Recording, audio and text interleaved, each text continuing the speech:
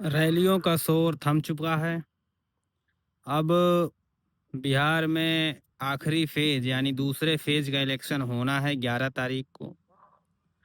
दोनों तरफ से बहुत जोर आजमाइश हुई, चाहे वो इंडिया अलायंस से हो या एनडीए अलायंस से हो।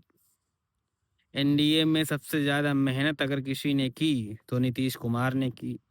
भले ही लोग उनके स्वास्थ्य का हवाला देते रहें कि उनकी स्वास्थ्य नहीं सही है, पर अंत में सबसे ज़्यादा मेहनत अगर किसी ने की तो वो नीतीश कुमार ने की।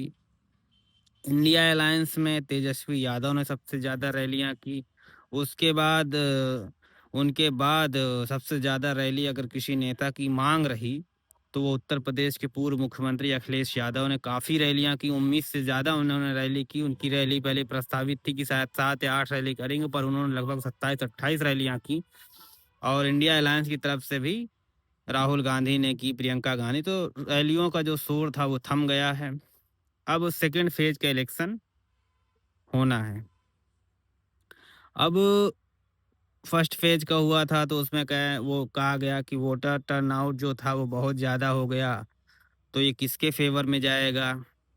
क्या वुमेन्स वोटर्स की वजह से ये नंबर बढ़े? क्या एसआईआर की वजह से ये वोटर परसेंटेज इंक्रीज हुआ? तरह तरह की बातें की गई, पर जब तक कोई चुनाव आयोग डाटा नहीं देगा तब तक ये बड़े से बड़े जो सेफोलॉजिस्ट हैं किस बेस पे कह देते हैं कि वुमेन टर्नआउट 8% ज़्यादा हो गया, क्योंकि चुनाव आयोग ने तो कोई डाटा दिया नहीं अभी किसी को। तो ये सिर्फ तुक्का मारते हैं और ये एक नैरेटिव को पुश करते हैं, वो नैरेटिव जो इनके मुफीद होता है।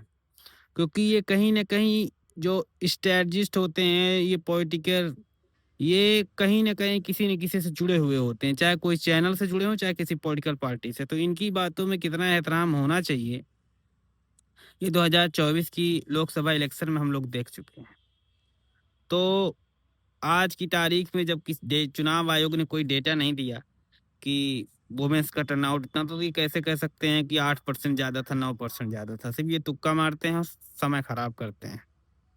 अब जब देखते हैं कि सेकेंड फेज की वोटिंग होगी तो उसके बाद चुनाव आयोग क्या टोटल जो टर्नआउट है, उसमें कितने मतदाता ने वोट डाला, मेल और फीमेल, और उसके बाद क्या टोटल कैलकुलेट करके वो डाटा देगा, ये एक बड़ा सवाल है।